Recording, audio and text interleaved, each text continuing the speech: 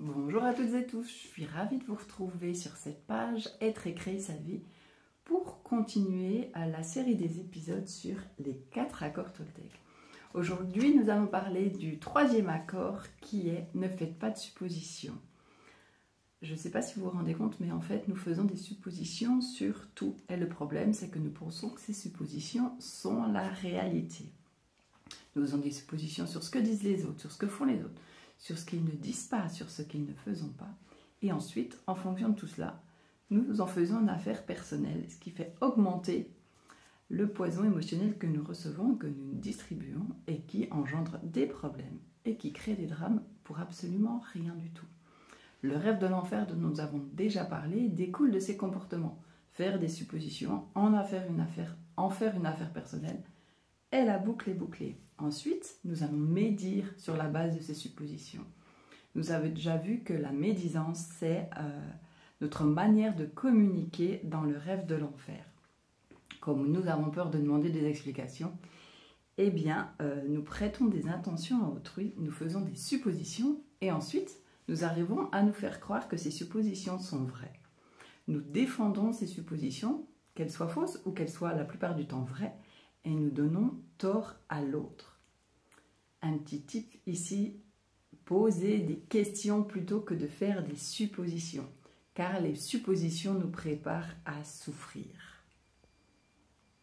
Nous avons déjà parlé du grand mythoté, ce brouhaha qui se passe dans notre tête. Nous essayons de tout comprendre, de tout interpréter, et au final, nous interprétons tout de travers. On ne voit et on n'entend que ce que l'on veut voir et que ce que l'on veut entendre. Et tout à coup, on se rend compte que tout ce qu'on croyait et tout ce que l'on voit est complètement faux. Nous rêvons sans lien avec la réalité. On ne comprend pas, on ne pose pas de questions, on fait une supposition qui a très souvent de la chance d'être tout à fait fausse. Si on prend un exemple, vous croisez quelqu'un dans un centre commercial, une personne que vous connaissez, et cette personne vous sourit. À ce moment-là, vous avez plein de choix pour faire des suppositions. Vous pouvez faire de nombreuses suppositions. Vous allez croire ce que vous imaginez et vous allez vouloir rendre ceci vrai. Tout un rêve va se créer dans votre tête à partir de vos suppositions. Par exemple, « Ah, elle m'aime beaucoup ». Comme je vous disais, cette relation se construit dans votre tête et peut-être que vous allez même encore plus loin en vous disant « Ah, elle m'aime beaucoup, elle m'a souri, peut-être que nous allons nous marier ensemble ». La meilleure manière de s'attirer des problèmes et de souffrir, c'est de faire des suppositions sur les relations humaines. Par exemple, vous allez rire, lorsque nous sommes en couple, nous supposons que notre partenaire sait exactement ce que nous pensons, ce que nous ressentons et ce que nous désirons. Que nous n'avons absolument pas besoin de le lui dire. Il sait ou elle sait déjà tout.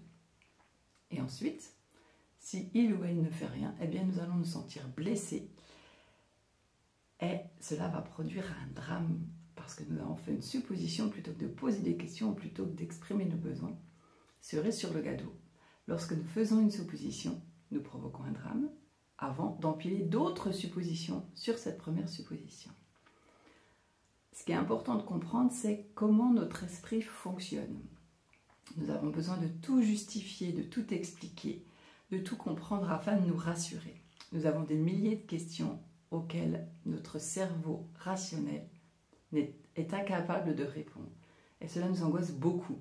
Donc ce que nous allons faire, c'est faire une supposition pour avoir une réponse à ces questions, sans se soucier de savoir si cette réponse est juste ou est fausse. Le but de la réponse ici, c'est de nous rassurer. Souvent, nous nous rassurons avec cette réponse parce que nous avons peur de poser des questions.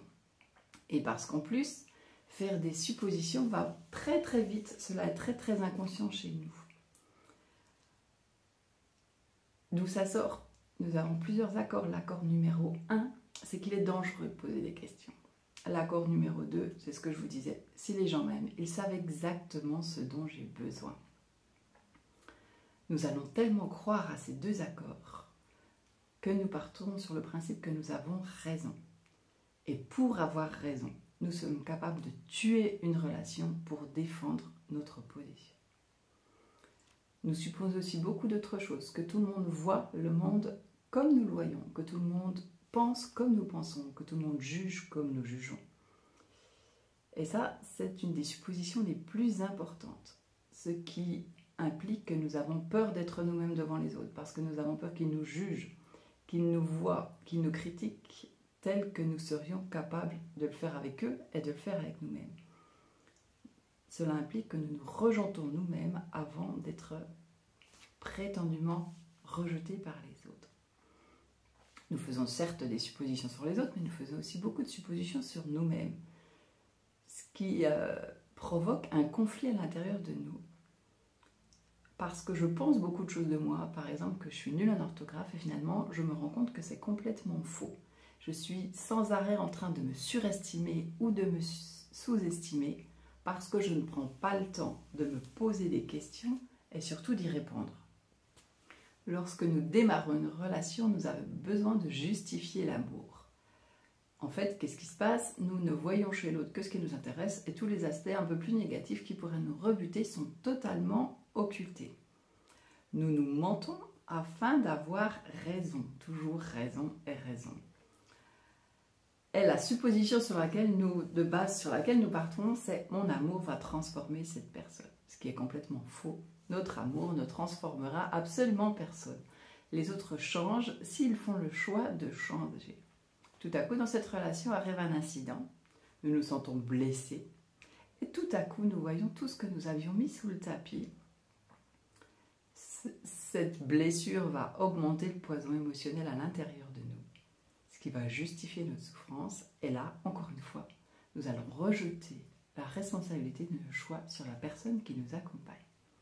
Lorsque l'amour est là, il n'y a pas besoin de le justifier. L'amour consiste à accepter l'autre tel qu'il est. Donc, trouvez quelqu'un qui vous plaît déjà, plutôt que de vous dire que vous allez le changer. Si vous m'aimez tel que je suis, prenez-moi. Si vous ne m'aimez pas tel que je suis, laissez-moi trouver quelqu'un d'autre. Ça peut paraître un petit peu dur dit comme ça, mais au moins, les accords conclus avec autrui sont clairs et impeccables. Imaginez maintenant un monde sans supposition sur vous, sur votre partenaire, sur les autres qui vous entourent. Imaginez comment votre manière de communiquer changerait, comment vos relations seraient claires, apaisées, sans conflit, sans souffrance, puisque c'est des hypothèses erronées que nous émettons qui provoquent tout ce mal-être, toute cette souffrance et toutes ces blessures. Je vous l'ai déjà dit plusieurs fois, mais je vais le répéter, je crois que c'est la leçon à retenir ici. Arrêtez les suppositions et posez des questions. Si ce que l'on vous dit n'est pas clair pour vous, demandez. Si vous ne comprenez pas, demandez. Chacun a le droit de poser des questions. Chacun a le droit de dire oui ou de dire non. Je pose une question, la personne qui est en face de moi me dit oui ou non. La personne en face de moi me pose une question, j'ai le droit de dire oui ou non. Nous avons toujours le choix. Comment serait la vie sans supposition? La communication serait claire, propre. Nous serions libres de poison émotionnel. La parole serait impeccable. Les relations changeraient grandement. Voici ce que je veux. Voilà ce que je veux. Et ensuite, nous sommes d'accord ou nous ne sommes pas d'accord. Mais nous arrêtons de nous dire que nous allons changer quelque chose chez l'autre. C'est totalement faux. Il n'y aurait plus de guerre, plus de violence, plus d'incompréhension. Alors, ce troisième accord, ne faites pas de supposition, a l'air très facile, dit comme ça. Il est par contre assez difficile à mettre en œuvre, puisque à l'heure actuelle, nous faisons complètement l'inverse. Notre cerveau est modelé pour faire des suppositions très rapidement et très inconsciemment. Les habitudes,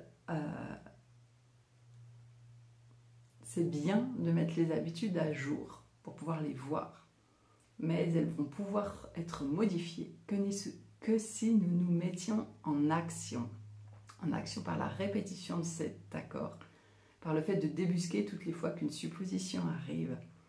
À force d'entraînement, ce troisième accord deviendra une deuxième nature. Nous ne serons plus des magiciens noirs qui jettent des sorts, mais des magiciens blancs qui, par leurs paroles, créent, donnent joue, partage et aime. Et c'est grâce à ça que nous modifierons tous ensemble le rêve de la planète. Belle semaine à vous.